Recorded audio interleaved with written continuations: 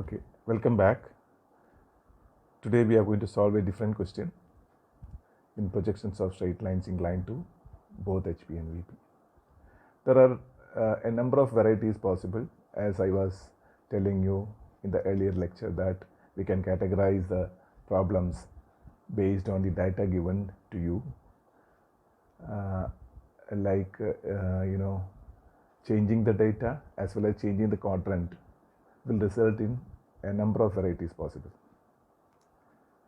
So we will not be able to solve questions from each and every category, but I'll try to combine some categories and give you an exposure to these varieties.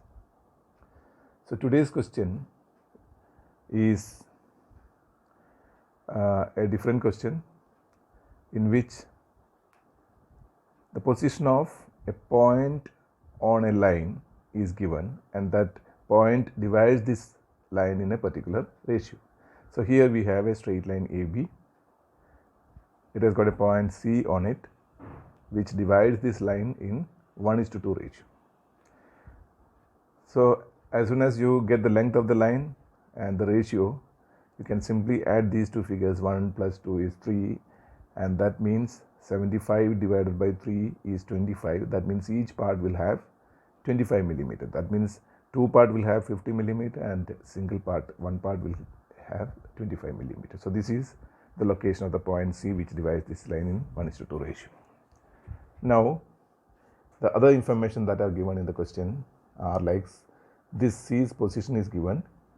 The question says C is on both HP and VP. What does that mean?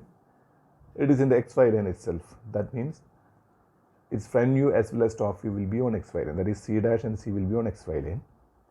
And then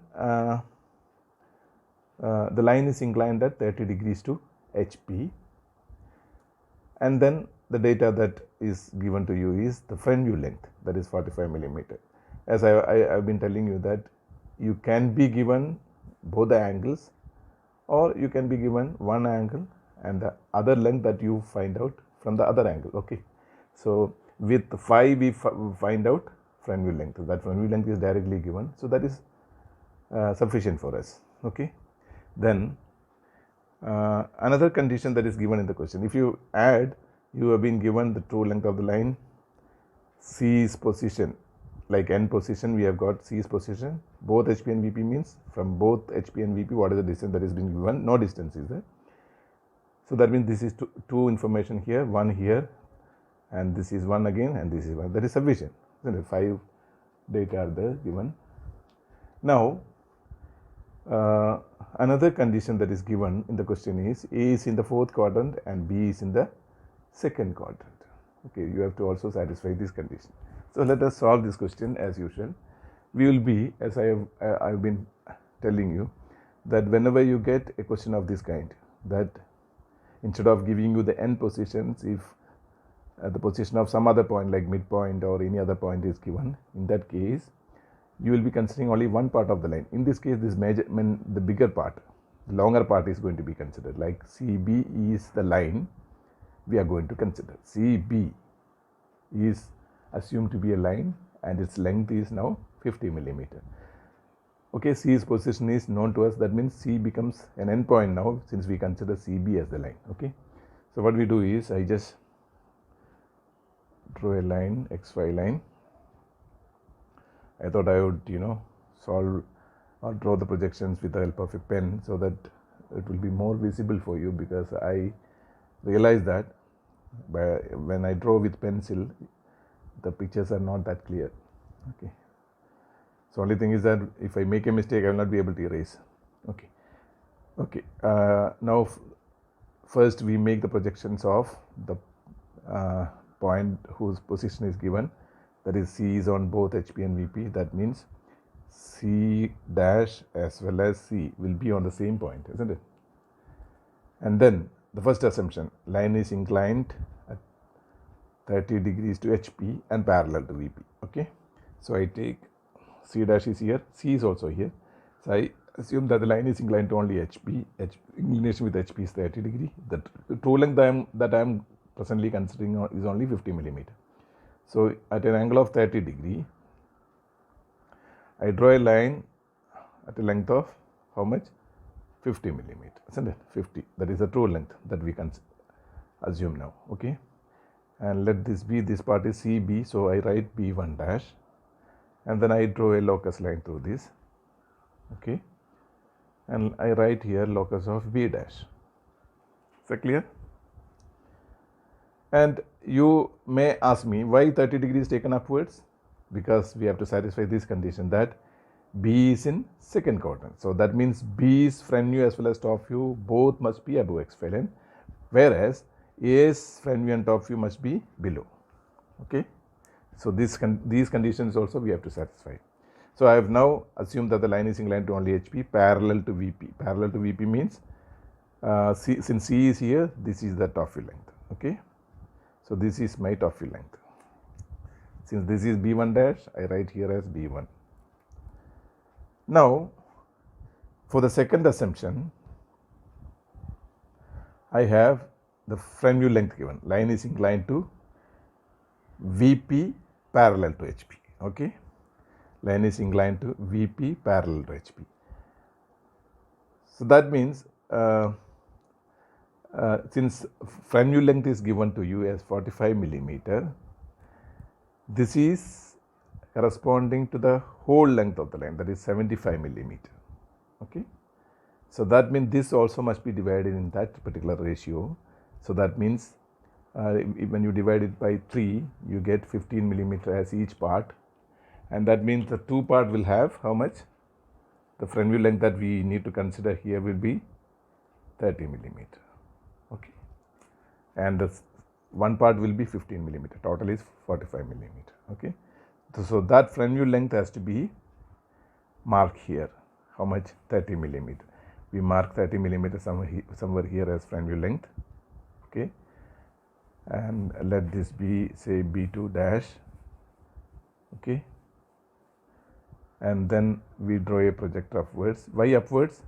The reason being B is in the second quadrant. That means both B dash as well as B, both front view and top view will be above XY line. Okay.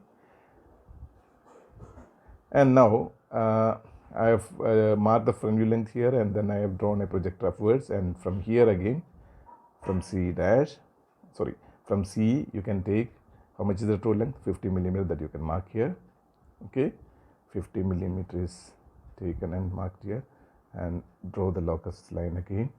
This is the locus of B. Okay. Now let us now rotate these apparent lengths. We have the front view length here, sorry, the top view length here and the front view length here. Just rotate the top view length first to the locus of B. Okay, like this. So you get the final B. From there you can draw a projector downwards to get your B dash on the locus of B dash. Okay. And you can join these with your C dash and C. Clear? You have C dash, B dash, say this is B dash, C dash, B dash as the front view and CB as the top view. Okay. Now we have drawn the projections. Okay, let me darken this some more, the final front view and top view of that part, which we have considered as the CB part. Okay. And now the answer is not complete. We have to also extend for this particular portion, because the total total length is 75 millimeter. We have considered only 50 millimeter. So for this, what you do is, one method is that you can measure the front view length here, and then its half can be extended to this side, or you can measure the top view length and half of that top view length can be extended to this side. These are possible, but otherwise what you can do is, initially when you assume that the line is inclined to only HP, you have taken only 50 millimeter as the true length. So original, how much is the total? 75. So one thing you can do is, the true length can be extended to make it full. Like we have taken only 50, but I have taken 25 also to this side. So since this is the true length line, after marking 25 here, I will be drawing another locus line through this, and this is the locus of A dash, because here we had written B dash. So this true length, when completed, this end will be the locus of A dash. To that you can bring your front view, this C dash B dash front view.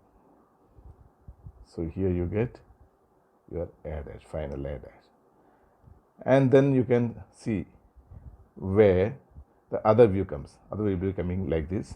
Okay, the top view will be coming like this, and from here A dash you can draw a projector downwards, okay, to get your A. So this is the complete top view AB, and this is the complete front view A dash B dash. This is the method by which you can solve when other than n position, if you are given with the position of a point on the line which divides it in a particular ratio. Thank you.